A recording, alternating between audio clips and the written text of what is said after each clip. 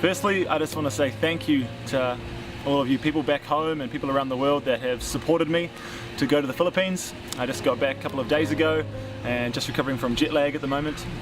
Just wanted to say a few things that happened over there. I went with Crisis Response International, which is an organisation birthed out of YWAM, Youth with a Mission, who I'm volunteering for full time.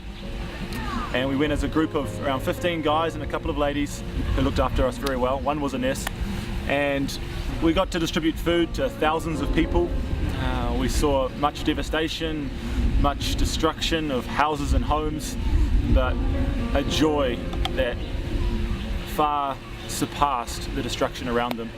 And it was really cool to see how people can withstand so much, and that the Philippines is a Christian nation, and so much of that hope and that joy and that ability to endure was because of their trust in Jesus.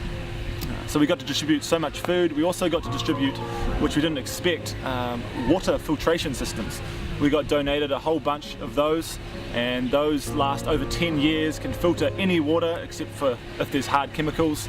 And we saw many communities rejoice as we told them and instructed them how to use them, and say that you can have clean water today. Here's the system, it's set up, put any water from the river anywhere and that can clean that out. So that was amazing. Another really important aspect was some people were starting to lose hope. Some were devastated and didn't know what to do, and it was amazing being the answer to prayers. That as we went from place to place, people were saying we'd prayed for help, we'd prayed for people to give us supplies or to lend a helping hand, and to actually be the answer to people's prayers was surreal. It really was hard to take in. And one of the pastors, we helped clean out his whole church so his whole church could be there on the Sunday, and he said to us, "You've restored our hope." And just knowing that by restoring a church's hope restores the community's hope, and means they can reach out and love their neighbour as the Bible commands us to do. We also saw healings.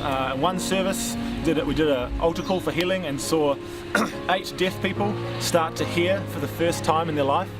And 4 of those people were mute as well, and they began to speak for the first time in their life. So just crazy miracles, seeing the power of God move. We also saw many salvations. We went to a prison and brought relief goods, the first relief goods that had ever come to that prison since the disaster. And we went about 1.5 weeks after the disaster to that prison, and we were able to give them water filtration systems, able to give them food. And we also shared the gospel and saw an overwhelming majority of the male prisoners give their hearts to the Lord for the first time, over 70 people, which is one of the highlights for the team. And lastly, just wanted to encourage you all to continue with keeping the Philippines in your prayers. It's still a major place of destruction and hardship, and it's kind of out of the news now, but they still are in need of a lot of food and a lot of help. So just want to say thank you all for your support of me in this trip, that it has changed my life so much.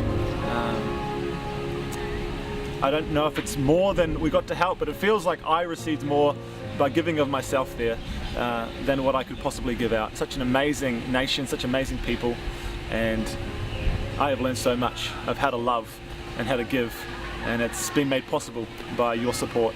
So thank you very much, and God bless you all.